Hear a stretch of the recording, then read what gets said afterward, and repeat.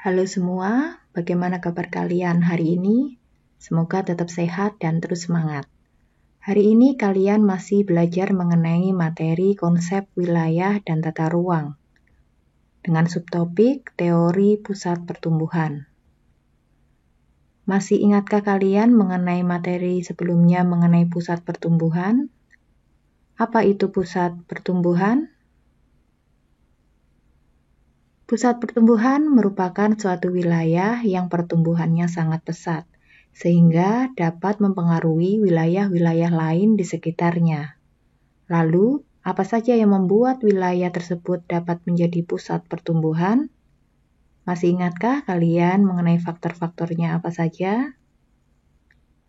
Oke, kita akan review lagi.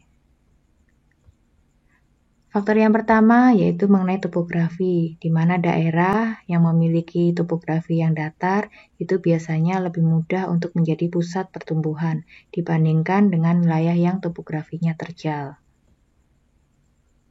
Yang kedua adalah sumber daya manusia.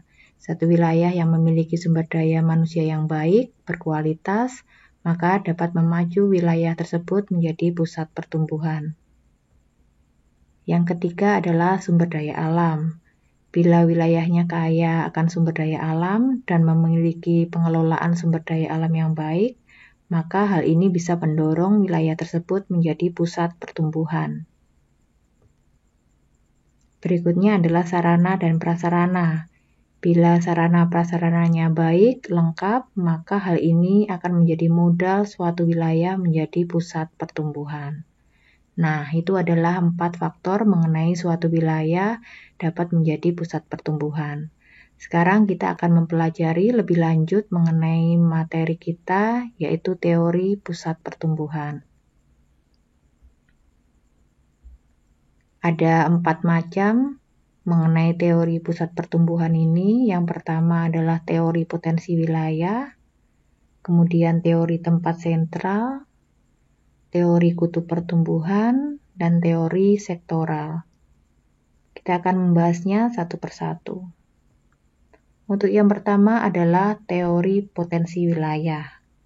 Nah, teori ini mengatakan bahwa pusat pertumbuhan itu dapat diidentifikasi berdasarkan potensi wilayah, baik itu potensi alam atau fisik maupun potensi sosial atau manusianya.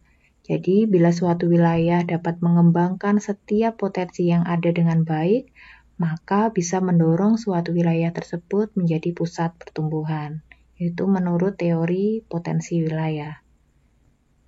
Berikutnya adalah teori tempat sentral. Dibagi menjadi 3 tingkatan, yaitu yang pertama pusat pelayanan pasar optimum. Menurut yang pertama ini, tempat sentral berupa pasar yang menyediakan barang-barang untuk kebutuhan wilayah-wilayah di sekitarnya. Jadi pusatnya di sini adalah pasar. Yang kedua, pusat lalu lintas atau transportasi maksimum, yang artinya tempat sentral tersebut menyediakan sarana dan prasarana lalu lintas yang optimal. Ya, jadi untuk tempat sentralnya itu memiliki sarana prasarana transportasi yang optimal. Kemudian yang ketiga adalah pusat pemerintahan optimum, artinya tempat sentral tersebut merupakan pusat pemerintahan. Seperti contohnya bisa ibu kota provinsi maupun kota atau kabupaten. Teori yang ketiga adalah teori kutub pertumbuhan. Teori ini mengatakan bahwa pembangunan suatu wilayah merupakan hasil proses dan tidak terjadi secara serentak. Contohnya kalian bisa melihat di sini ada beberapa wilayah di Indonesia yang pembangunannya itu tidak terjadi secara bersamaan ya, tidak serentak. Ada yang pembangunannya cepat, ada yang sedang, ataupun juga ada yang lambat pembangunannya. Itu menurut teori kutub pertumbuhan. Teori yang ketiga yaitu mengenai teori sektor. Nah, menurut teori ini, Suatu wilayah itu bisa menjadi pusat pertumbuhan bila memiliki penduduk yang padat dan juga memiliki wilayah yang luas. Jadi yang menunjang pusat pertumbuhan itu adalah jumlah penduduknya serta luas wilayahnya.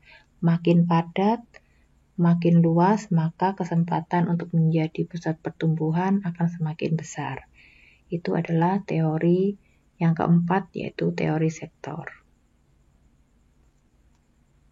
Nah, sekarang kita akan membuat kesimpulannya. Dari 4 teori tadi, kita bisa melihat bahwa 4 teori tadi memiliki pandangan yang berbeda-beda mengenai pusat pertumbuhan.